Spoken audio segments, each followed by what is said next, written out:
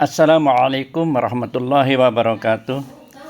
Acara tasyakuran HUT RI ke-80. Sadaqallahul azim wa sadaqa rasulun nabiyul habibul karim wa nahnu ala dzalika minasyahidin wa syahidin walhamdulillahi rabbil alamin. Yang sama-sama kita hormati Al-Mukarram Bapak Kiai Haji Muhtadin MS. Beliau adalah pimpinan Pondok Pesantren Al-Pagentongan Kota Bogor. Yang saya hormati, yang sama-sama kita hormati Bapak Ketua Yayasan dan seluruh pengurus yayasan.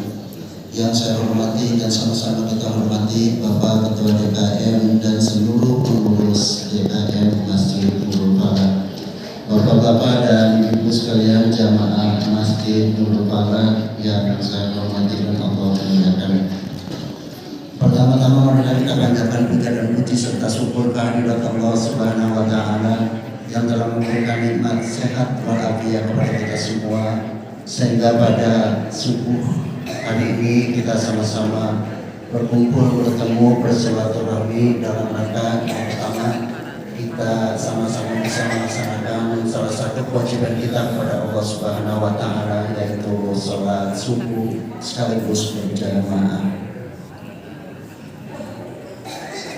Salam kepada para keluarganya, sahabatnya, pengikutnya, umatnya, dan mudah-mudahan kita semua berada di dalamnya yang kelak akan mendapatkan syafaatnya di yaumil qiyamah. Amin ya rabbal alamin. Bapak-bapak dan ibu sekalian, acara kita pada subuh ini atau hari ini kita sama-sama bersyukur kepada Allah Subhanahu wa taala, yaitu untuk memperingati kemerdekaan Republik Indonesia yang ke-80, dan mudah-mudahan kita semua, negara kita, orang-orang yang bersama-sama dengan negara kita semuanya diberikan keberkahan oleh Allah Subhanahu wa taala di masa-masa yang akan datang dan seterusnya dan seterusnya. Juga kita doakan kepada para pejuang, tentunya kita tidak pernah melupakan para pejuang yang telah mendahului kita, agar semua mereka diampuni semua kesalahannya, diterima semua amal ibadahnya, ditempatkan tempat yang paling baik di sisinya. Amin. Bapak dan Ibu jemaah sekalian, acara kita pada hari ini yang pertama adalah pembukaan, yang kedua sambutan, yang ketiga tausiah atau tablighul Islamiyah. Sama-sama kita buka acara ini dengan membaca Ummul Quran. Al-Fatihah. Bismillahirrahmanirrahim. Alhamdulillahirabbil alamin, arrahmanirrahim, maliki yaumiddin. Iyyaka na'budu wa iyyaka nasta'in. Ihdinas siratal mustaqim, siratal ladzina an'amta 'alaihim ghairil maghdubi 'alaihim waladdallin. Amin ya rabbal alamin. Menikah kepada acara selanjutnya, yaitu acara kedua, sambutan Bapak Ketua DKM yang dalam hal ini diwakilkan oleh Bapak Haji Taufik Kurniawan. Kepada Bapak Haji Taufik dengan segala hormat dipersilakan. Bismillahirrahmanirrahim. Assalamualaikum warahmatullahi wabarakatuh. Waalaikumsalam warahmatullahi wabarakatuh. Yang kami hormati Bapak Yasin, Ketua Yayasan Ihsan Kafah. Yang kami hormati Bapak Yadi Sukertas, Ketua selaku Ketua DKM Masjid Nurul Falak. Yang kami hormati para tokoh masyarakat, sesepuh serta jemaah Masjid Nurul Falak, dan yang kami hormati Al-Mukarram Kiai Haji Muhtadin MS selaku pimpinan Ponpes Al-Pagentongan. Alhamdulillah, pada pagi yang cerah ini Allah berikan pada kita nikmat iman, nikmat Islam, serta nikmat sehat, sehingga kita sama-sama bisa berkumpul di tempat yang mulia ini. Salam serta salawat marilah kita tujukan pada junjungan kita Nabi besar Muhammad Sallallahu Alaihi Wasallam, beserta keluarga, sahabat dan pengikut akhir zaman. Bapak Ibu jemaah yang dirahmati Allah Subhanahu wa taala, alhamdulillah pagi ini saya mewakili Bapak Wayan selaku Ketua DKM untuk memberikan beberapa informasi terkait dengan acara tasyakuran 80 tahun kemerdekaan Indonesia pada pagi hari ini. Yang pertama, insya Allah setelah acara ini kami dari DKM akan memberikan atau menyalurkan beras kepada yang berhak menerima di lingkungan sekitar Masjid Nurul Falah. Alhamdulillah penerima beras totalnya ada 295 orang yang insya masing-masing akan menerima 4 kilo beras. Yang kedua, kami ingin melaporkan salah satu kegiatan masjid yaitu renovasi plafon yang Bapak Ibu bisa lihat. Alhamdulillah pekerjaannya sudah hampir 95%. Insya Allah dalam 2-3 hari semua pekerjaan bisa selesai. Kami ucapkan jazakumullah khair kepada para jemaah, para dermawan ya, para muwakil yang telah memberikan sedekah dan wakafil untuk kegiatan renovasi plafon Masjid Nurul Falah.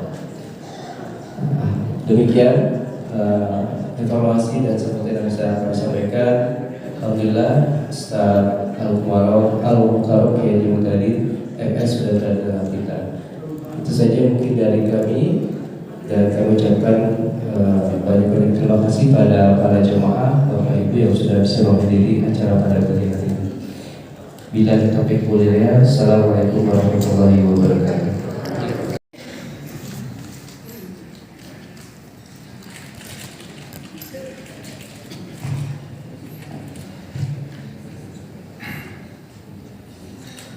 Assalamualaikum warahmatullahi wabarakatuh. Waalaikumsalam warahmatullahi wabarakatuh.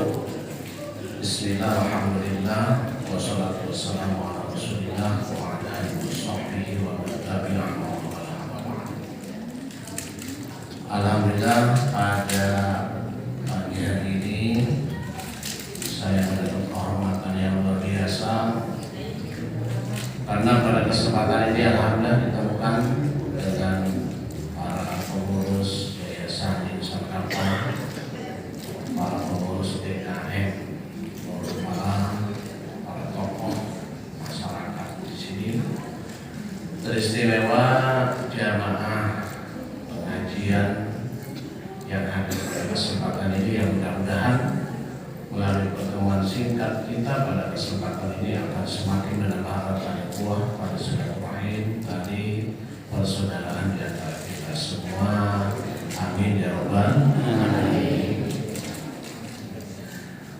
Seperti kita maklumi bersama bahwa pada hari ini adalah tanggal 16 Agustus Republik Indonesia yang ke berapa? 80. Alhamdulillah wa syukur ala ni'amillah, kita ditakdirkan oleh Allah sebagai warga negara Indonesia yang telah Allah memerdekakan kepada kita semua, merdeka dalam ibadah. Mau ibadah sebetul apapun silahkan, tidak ada masalah yang larang. Merdeka dalam ekonomi silahkan, merdeka dalam hubungan sosial, dan merdeka yang lainnya.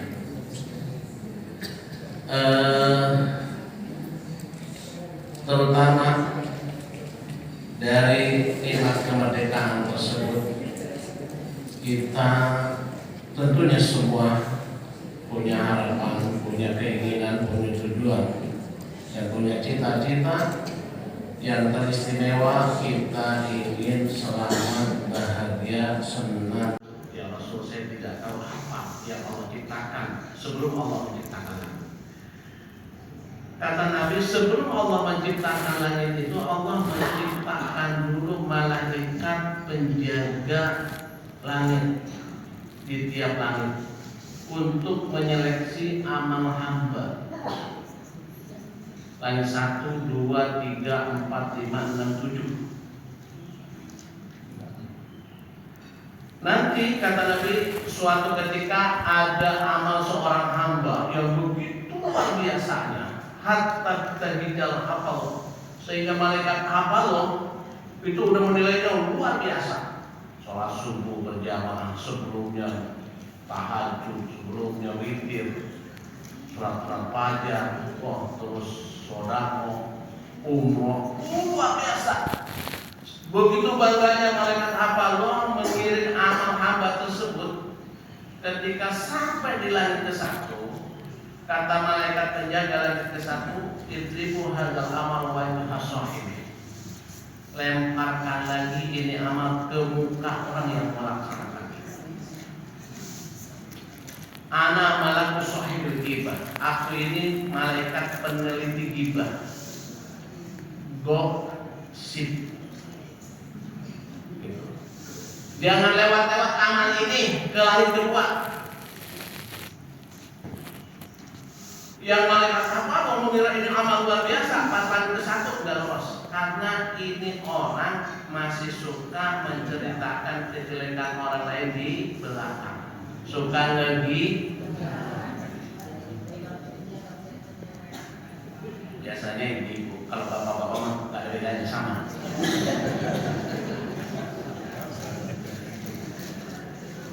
Pede nggak masuk surga nih, diterima amal.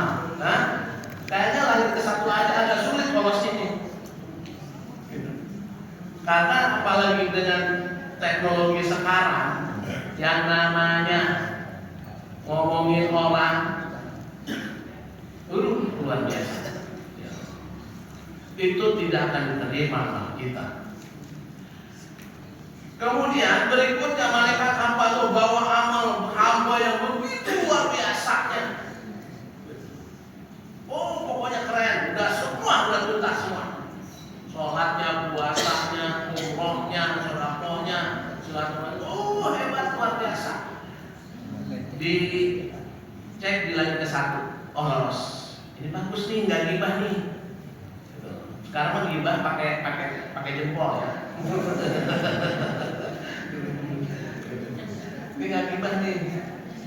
Pas langit kedua, kata malaikat penjaga langit kedua, ana malaku sahibul hasad.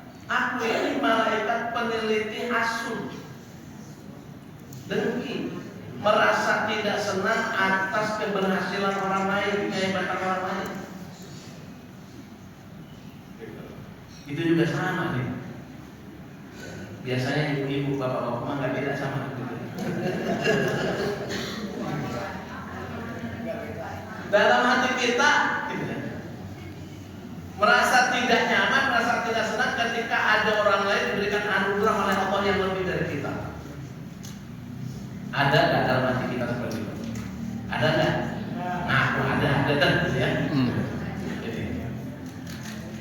Kata Nabi, al-iman wal hasad la yajtami'ani fi qalbin wahid. Iman dan hasud itu tidak akan bersatu dalam satu hati, seharusnya begitu. Orang yang beriman, orang yang hasud itu sama dengan tidak beriman. Kenapa? Salah satu keimanan kita itu adalah kita percaya terhadap apa yang telah diputuskan oleh Allah, baik terhadap kita ataupun terhadap orang lain. Ketentuan Allah. Kalau kita merasa tidak senang atas apa yang diputuskan oleh Allah, berarti sama kita itu tidak memiliki apa ini.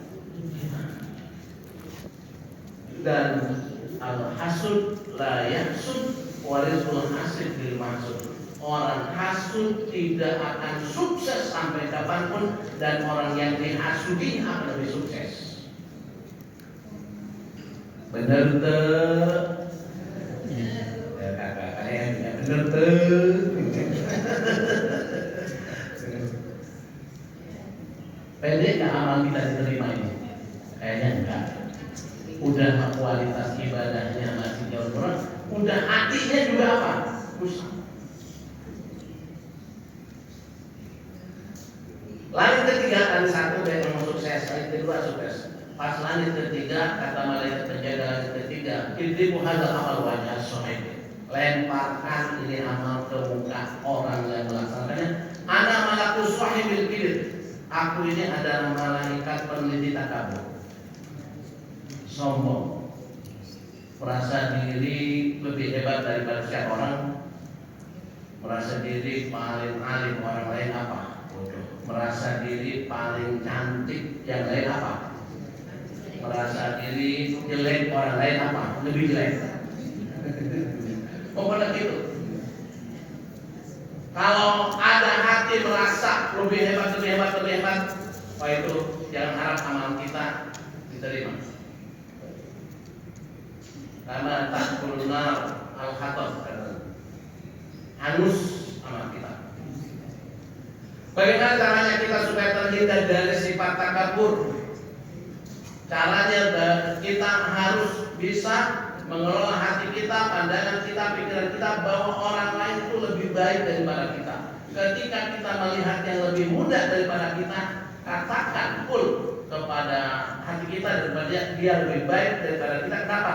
Berarti kalau umurnya masih muda, berarti dia dosanya lebih sedikit. Kalau kita udah tua, udah banyak dosanya. Ketika kita melihat yang lebih tua daripada kita, katakan dia lebih baik daripada kita. Kenapa? Karena dia umurnya lebih tua, berarti amal solehnya lebih banyak. Kita masih muda, amal solehnya sedikit.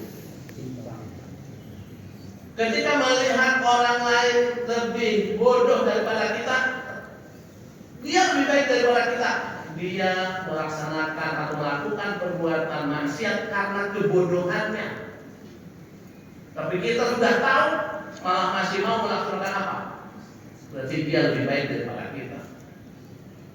Bahkan ketika melihat orang non-muslim sekalipun, kalau untuk menghindarkan, dia lebih baik daripada kita. Kenapa? Karena kita tidak tahu ujung kita apa, husnul khotimah, apa husnul khotimah. Bisa jadi dia yang sekarang statusnya non-muslim, di akhir-akhir mendekati hayatnya, dia dalam keadaan sudah memeluk Islam, bahkan totalitas dalam Islamnya.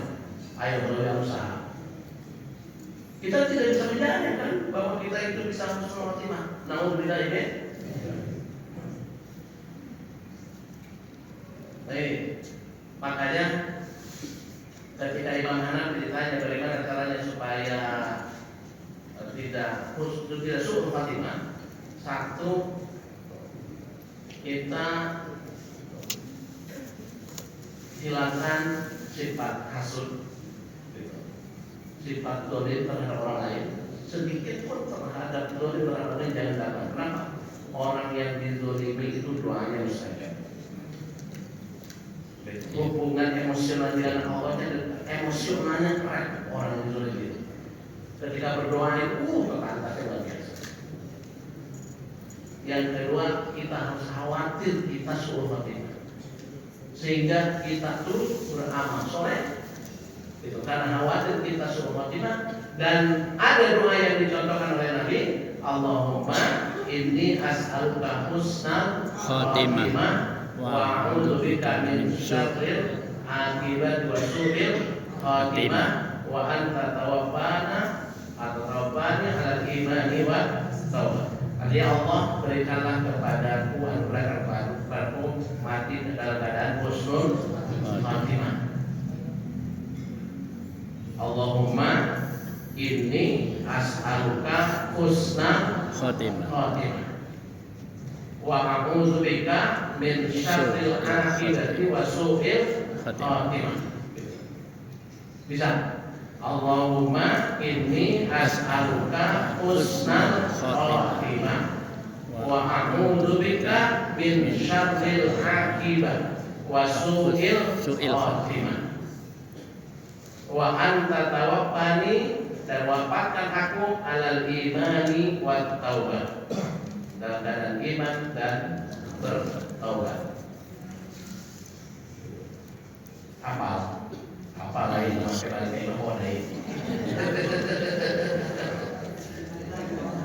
Allahumma inni as'aluka husnal khatimah wa a'udzubika min syarril akibati wa su'il khatimati wa anta tawaffani 'alal imani wa taubati. Banyak banget searching juga doa husnul khatimah. harus banyak, karena yang dinilai oleh Allah itu ujung ya. Yang dinilai Allah itu ujung. Kalau ujungnya husnul khotimah insya Allah. Setelahnya ke sana kehidupan setelahnya baik di barzah ataupun di akhirat, maka dalam keadaan baik, dalam sukses, dalam keadaan hebat. Ini baru kali ketiga saja kayaknya kita nggak pede amal tidak terima. Takabur pekerjaan kita sehari-hari. Kita dulu merasa paling hebat, paling suci, paling rajin, paling apa ya kan? Padahal orang lain itu ya, kita ini udah paling kaya, paling wah, paling apa segala macam. Dan udah paling keren, paling apa segala macam. Kenapa? Karena di kehidupan sekarang itu ujiannya begitu berat. Kenapa? Karena sekarang itu yang namanya kita pamer diri itu udah mau, bukan hanya anak-anak remaja, aki-aki ini dia pamer itu. Pamer itu. Betul. Pamer tinggal, makanya bahasanya kan selfie. Selfie itu artinya bangga apa? Bangga di selfie itu kan artinya bangga di selfie. Ya. Bangga di foto sekai masjid Nurul Falah Mulia Subuh. Karena ada dong. Telat mikir. Selmi telat mikir. Begitu berat ujian kita sekarang itu, bagaimana mengelola hati kita. Ya. Dan begitu sulit amal kita untuk diterima oleh Allah. Nah inilah, makanya kembali lagi, apa yang membuat percaya diri kita jadi ahli surga? Karena Allah karuniakan ke orang, karena kasihan saja melihat kita. Kasihan saja. Kenapa? Udah sholatnya rajin, puasanya rajin, sodakohnya itu rajin semua, tapi kualitasnya nol. Tuh kata Allah, jamaah masjid Nurul Falah subuh-subuh pada rajin namanya. Nah, sudah. Sebenarnya ya udah masuk aja masukin. Tapi ingat, salah satu anugerah terbesar ketika kita jadi ahli surga adalah kita ketemu dengan Allah. Kalau tidak ada amal kita yang diapresiasi oleh Allah, karena Allah melihat kita kasihan saja, nggak ada amal yang diapresiasi, kira-kira kita ketemunya malu nggak? Kayaknya lebih baik nggak ketemu lah. Malu, bener nggak? Ya Allah, malu, ya Allah, itu ketemu. Nah, orientasi ibadah kita kan sekarang ini mungkin ya termasuk saya pribadi juga, orientasi ibadah kita yang penting asal sah, bener nggak? Yang penting asal gugur kewajiban, yang penting terlaksana. Itu pun udah standar keren begitu. Untuk ukuran orang yang hidup di zaman sekarang bisa disiplin sholat 5 waktu saja, walaupun hanya asal sekedar sah, asal sekadar gugur kewajiban, asal terlaksana, udah keren. Kita saja melihat anak kita kalau sudah disiplin 5 waktu, udah bangganya luar biasa. Iya kan? Udah keren, karena seperti itu. Makanya model-model begini, subuh udah pada datang model begini, ini mau udah dijamin jadi ahli surga. Amin ya Rabbal. Udah. Cuma bagaimana kita ketika ketemu dengan Allah, ketika wujuh yauma idzin nazar ila rabbiha, ketika kita ketemu dengan Allah, kita tuh ada kebanggaan. Makanya bisa jadi ada amal yang di luar prediksi kita sebelumnya, ternyata itu yang diterima oleh Allah. Oh ini yang kita melihatnya menilainya sebelumnya tidak bernilai ibadah, ternyata ketika ketemu dengan Allah, gara-gara ngasih makan kucing, ya, bisa jadi itu.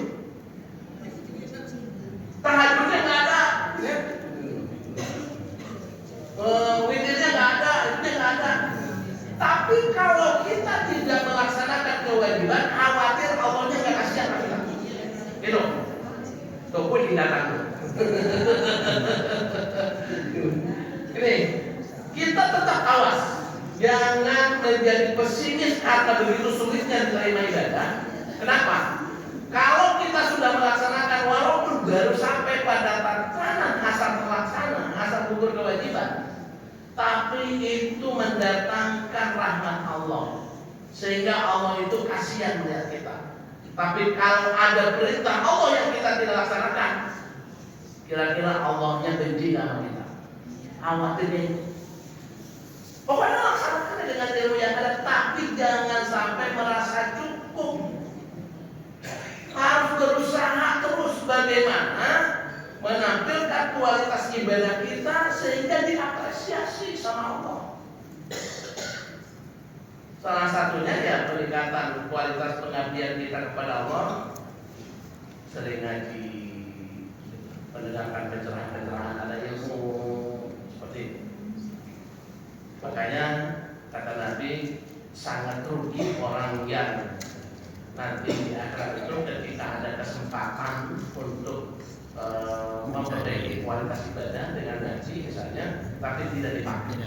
Asyadun nas hasratan yaumil qiyamah rajulun amkanu talabul ilm falam yatlubu. Kenapa? Kalaupun kita salah, walaupun kita tidak sempurna, walaupun kita banyak kesalahan dalam ibadah, kalau statusnya masih belajar, statusnya mau ngaji, insya Allah akan memaafkan kekurangan kita. Amin ya Rabbal Alamin. Itu. Nah kalau udah begini pede nggak jadi surga? Kayaknya pede dah, gitu kan? Gitu. Nah ini, tapi itu kita ingin ibadah yang kita laksanakan itu diapresiasi oleh Allah semuanya. Mudah-mudahan seluruh ibadah yang telah kita laksanakan dari mulai taklid sampai saat ini dan seterusnya diterima oleh Allah Subhanahu Wa Taala. Kekurangan-kekurangan, kehilapan-kehilapan Allah maafkan dan Allah sempurnakan. Itu. Jadi ketika Allah menyampaikan dalam Al-Kahf 36 ya, "Qul ma wahiya ilaika minal kitab wa aqimis shalah inna sholata tanha 'anil fahsya'i wal munkar wa la dzikrullahi akbar wallahu ya'lamu ma tasnaun." Qul ma wahiya ilaika minal kitab, ngajilah ya, qul ma wahiya ilaika minal kitab.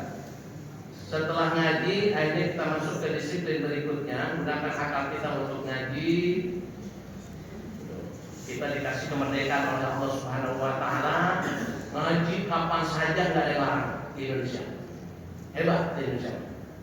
Ngaji sahih di mana-mana, madrasah di mana-mana, masjid di banyak. Gunakan akal kita, kesehatan kita. Yang kedua, utama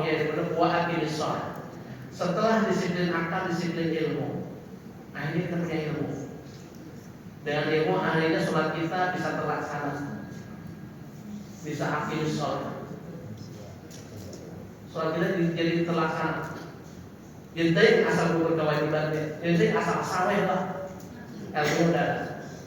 Setelah itu apa? Inna sholata tanha 'anil fahsya'i wal munkar. Dengan ilmu mudah-mudahan ada pemahaman, sehingga sholat yang kita dilaksanakan itu ada penjiwaannya, ada tadabburnya, sehingga bukan hanya sekedar pelaksanaan. Sampai kapanpun sholat tidak akan bisa khusyuk kalau tidak paham.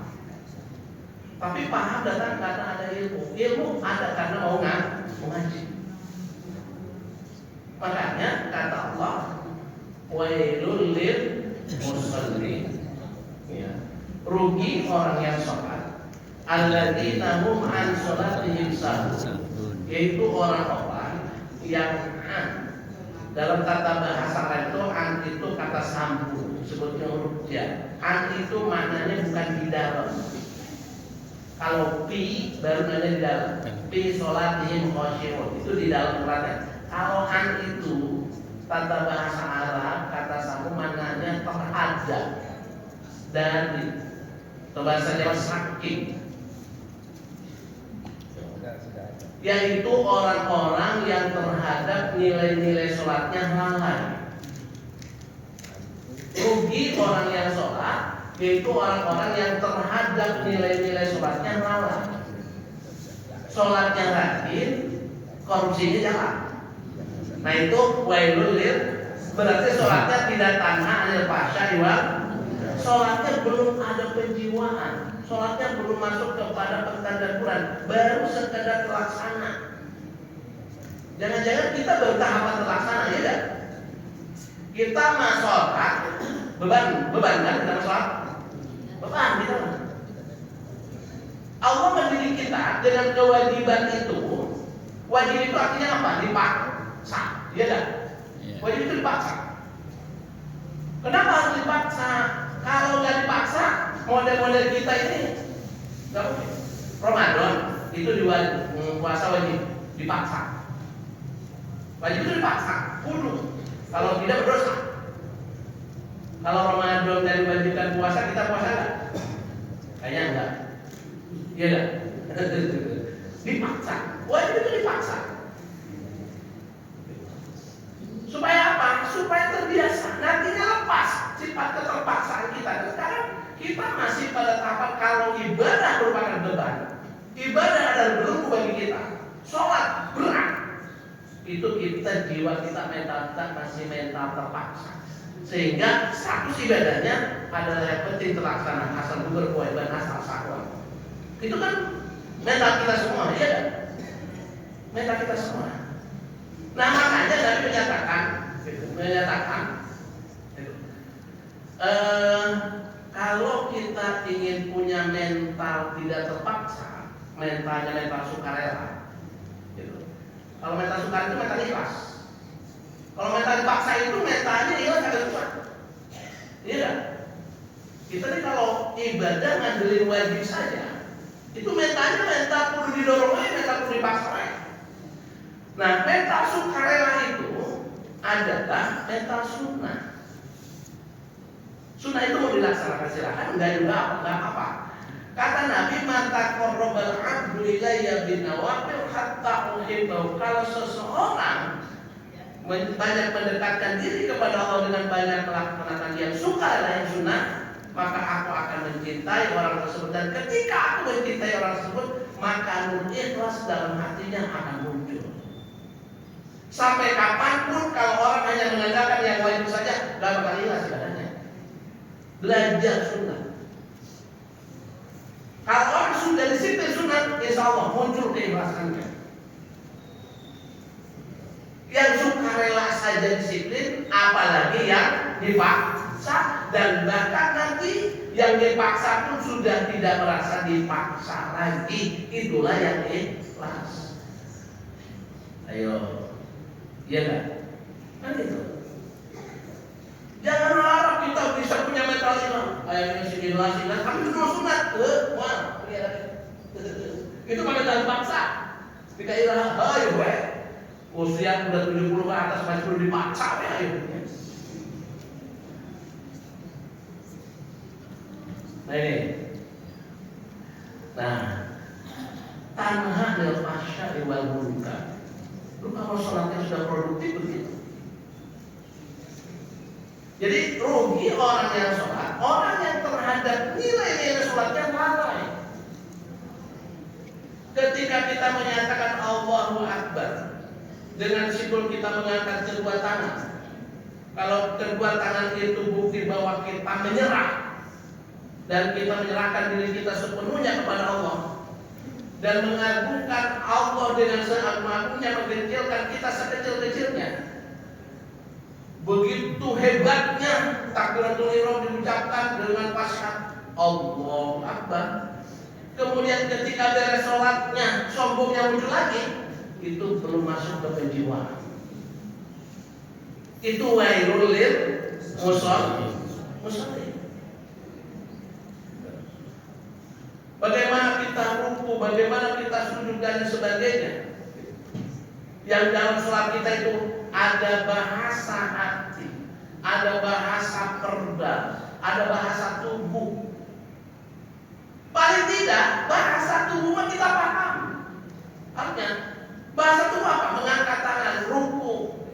sujud, itu bahasa tubuh. Itu bahasa tubuh.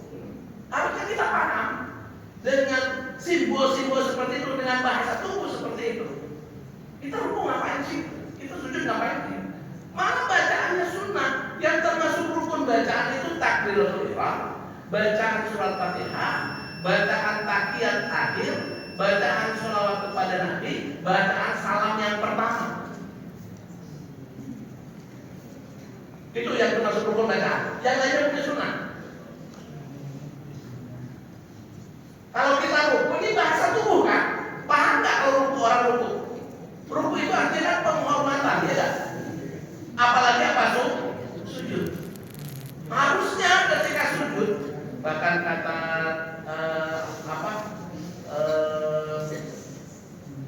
kata Nabi itu, orang akan paling menemukan kedekatan dengan Allah adalah ketika dia bersujud. Maka sujud itu dalam satu rakaat 2 kali. Kudu nama harus paham. Walaupun kita tidak paham bahasa verbalnya, kan nggak sengaja bahwa takbiratul Fatihah, tahiyat, tahiyat itu penghormatan segala macam. Salam yang pertama, assalamualaikum warahmatullahi wabarakatuh, sunnah. Nengok kanan, nengok kiri punya sunnah. Bahkan kalau nengok kanan diusahakan maklum di badan kita, dada kita masih tetap menghadap kiblat. Karena sholat kita itu diawali takbir dari salam. Ketika salam, badan kita masih tetap ke kiblat. Jangan sampai ikut keluar dari kiblat. Ketika sambil saat. Kalau perlu, assalamualaikum warahmatullahi wabarakatuh. Nengok walaupun keluar dari kiblat karena sudah selesai. Kalau bareng, assalamualaikum. Assalamualaikum. Yang itu assalamualaikum tetap menghadap kiblat, warahmatullahi wabarakatuh. Walaupun seandainya keluar dari kiblat, itu dihitungnya udah selesai sholat kita. Karena sholat itu diawali takbir, di akhirnya apa salam. Nengok itu hukumnya sunnah.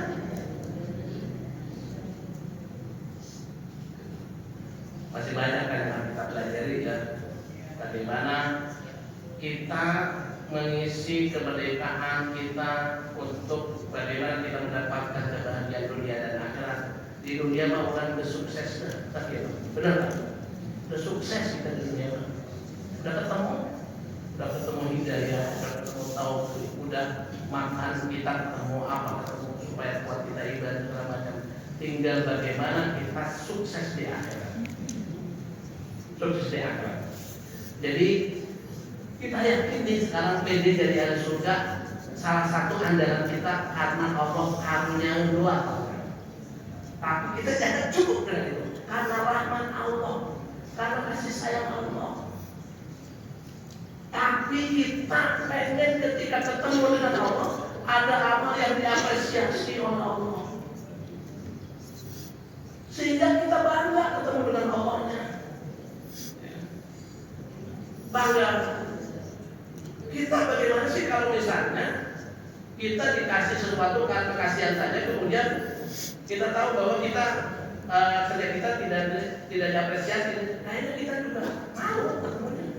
Ya. Apalagi dengan siapa? Allah. Makanya di antara faktor utama yang paling harus kita benahi ke depan adalah pengelolaan hati kita. Hilangkan sifat takabur, hilangkan sifat hasud. Jangan merendahkan orang lain, jangan mengusik orang lain. Hilangkan sifat-sifat hati.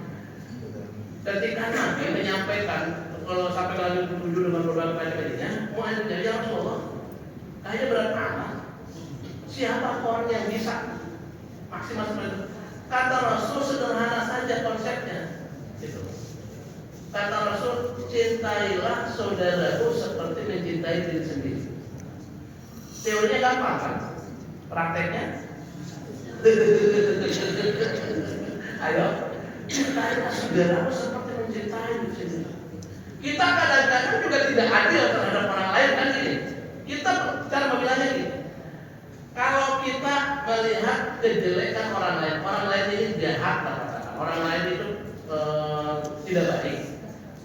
Kita tidak adanya melihat orang tersebut satu paket. Udah sama perilakunya, sama orangnya juga kan akhirnya kita baik jaga. Gitu. Melihat orang yang perilakunya tidak baik, gitu. Selain perilakunya, orangnya juga apa? Kita tidak suka gitu. Nah, kalau untuk membagikan, kalau kita sama anak kita berperilaku tidak baik, kita yang tidak suka terhadap anak apanya? Perilakunya terhadap anak tetap apa? Saya itu orang lain bisa nggak? Kita sama anak ini cukup adil. Kalau anak berbuat salah, kita melihat tidak sukanya karena kesalahannya, bukan pada sosoknya. Iya nggak? Kalau sama orang lain bisa nggak? Sama orang lain mah kalau salah perilakunya tidak baik, berikut orangnya kita. Itu berarti apa? Kita tidak mampu mencintai orang lain seperti mencintai diri sendiri. Susah. Dulu ada kalau makan kalau apa-apa perilakunya orang itu perilakunya itu sama orangnya juga kita mah. Karena begitu cintai orang lain seperti itu dan bencilah orang lain seperti benci kepada diri sendiri. Nah inilah mudah-mudahan apa yang disampaikan pada kesempatan ini walaupun singkat menjadi ilmu yang bermanfaat. Mudah-mudahan kita semua dijadikan oleh Allah sebagai ahli surga. Mudah-mudahan semua ibadah-ibadah yang telah kita laksanakan diterima oleh Allah Subhanahu wa taala, menjadi nilai amal soleh buat kita semua. Segala kekhilapan, kekurangan, kekeliruan kita dalam mengabdi kepada Allah, mudah-mudahan Allah disempurnakan dan mudah-mudahan Allah dimaafkan.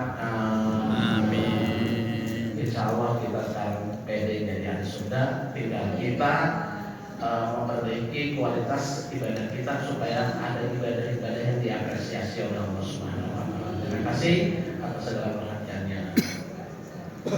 Mari kita sama-sama berdoa. Bismillahirrahmanirrahim. Alhamdulillahirabbil hamdan yuwafi ni'amahu wa yukafi majidah. Ya Rabbana lakal hamdu kama yanbaghi li jalali wajhika wa karim 'azimi sultanik. Wa shalli 'ala sayyidina Muhammad wa 'ala sayyidina Muhammad. Allahumma inna nas'aluka husnal khatimah wa na'udzu bika min syarril 'aqibati wa su'il khatimah wa anta tawaffana 'alal imani wat tawbah.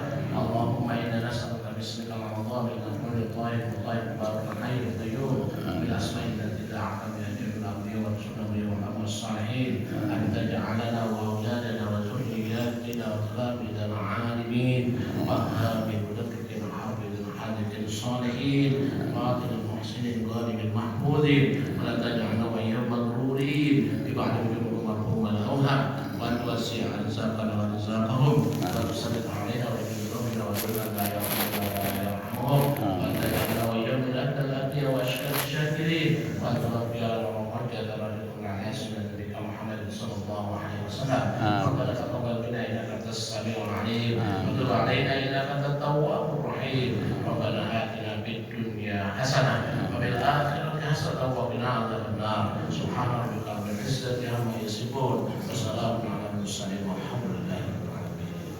Terima kasih atas segala perhatiannya. Assalamualaikum warahmatullahi wabarakatuh.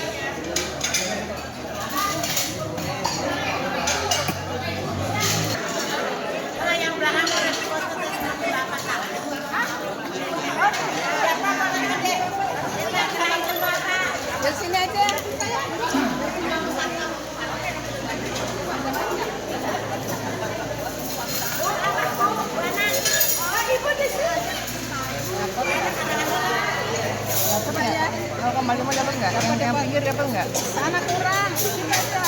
Sini, nggak apa-apa. Sini.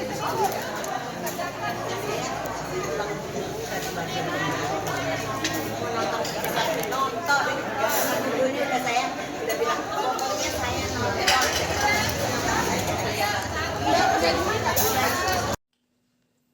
Alhamdulillah. acara demi acara telah selesai dilaksanakan dengan selamat. Alhamdulillahirabbil alamin. Dalam rangka ulang tahun kemerdekaan Republik Indonesia ke-80. Semoga tetap jaya merdeka.